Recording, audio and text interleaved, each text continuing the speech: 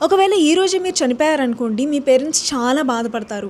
కానీ ఒకవేళ మీరు చిన్నప్పుడే హాస్పిటల్‌లో ఎక్స్‌చేంజ్ అయిపోయారని, నిజానికి మీరు వాళ్ళ బయోలాజికల్ పిల్లలు కాదని తెలిసిందనుకోండి, వాళ్ళు అంత బాధపడకపోవచ్చు. ఎందుకంటే మీ పేరెంట్స్ మిమ్మల్ని చాలా సార్లు ఒక పర్సన్ లాగా కాకుండా మీరు వాళ్ళ సొంత పిల్లలు కాబట్టే ఇష్టపడతారు. ఈ మాటలు నేను చెప్తున్నవి కాదు.